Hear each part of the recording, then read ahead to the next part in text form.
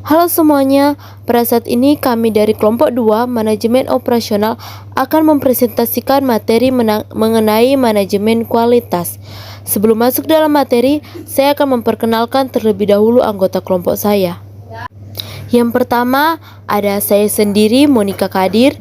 Yang berikut ada Rivaldo Mongkau, Teresa Legi, Steva Kaunang, Yulan Bonde, dan yang terakhir ada Stefan Dikila.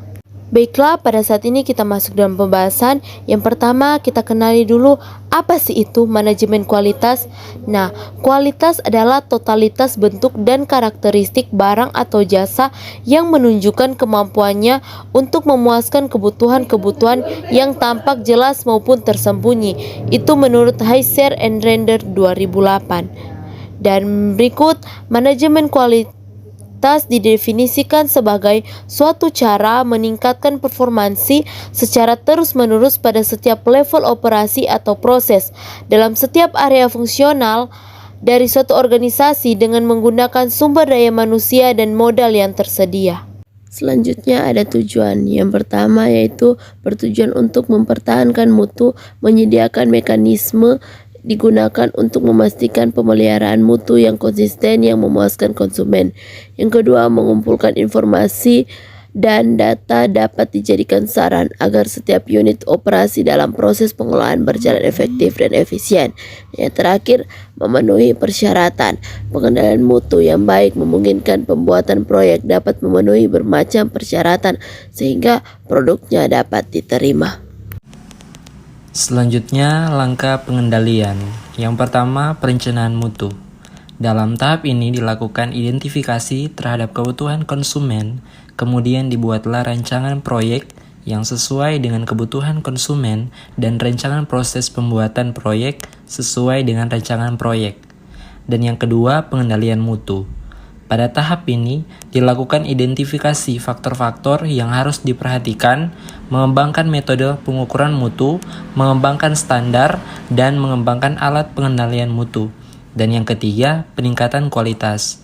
Pada tahap ini, dilakukan dengan tindakan yang diperlukan bila terjadi ketidaksesuaian antara kondisi standar dan kondisi aktual di lapangan.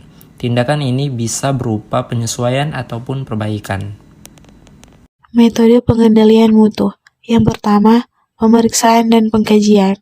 Pemeriksaan dan pengkajian dilakukan terhadap gambar konstruksi proyek, rancangan pembelian peralatan dan perlengkapan, model proyek dan perhitungan desain. Kemudian yang kedua, inspeksi dan pemeriksaan peralatan. Melakukan pemeriksaan dan melakukan uji coba untuk memastikan peralatan yang digunakan dalam proyek bisa berfungsi dengan baik. Kemudian yang ketiga, melakukan pengujian dengan sampling. Pengujian dengan sampling dapat dilakukan untuk memastikan kualitas material sesuai dengan kriteria yang telah ditentukan. Konsep manajemen kualitas. Yang pertama, fokus kepada pelanggan atau customer focus. Yang kedua, peningkatan berkesinambungan dengan berbasis fakta atau continuous improvement based on facts yang diambil konsep Kaizen serta juga siklus PDCA. Plan, Do, Check, Action. Yang ketiga, partisipasi menyeluruh dari seluruh tingkatan SDM atau Total Participation. Selanjutnya, kriteria manajemen kualitas. Manajemen kualitas tersebut dikatakan berhasil apabila apa yang dikelolanya itu telah memenuhi beberapa kriteria. Pendapat tersebut dinyatakan oleh Garvin. Menurut beliau, kriteria tersebut diantaranya: yang pertama, performance atau kinerja, merupakan karakteristik pokok dari produk inti.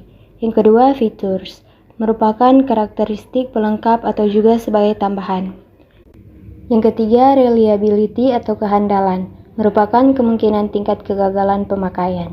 Yang keempat, conformance atau kesesuaian, merupakan sejauh mana karakteristik desain serta juga operasi produk memenuhi standar-standar yang sudah ditetapkan sebelumnya.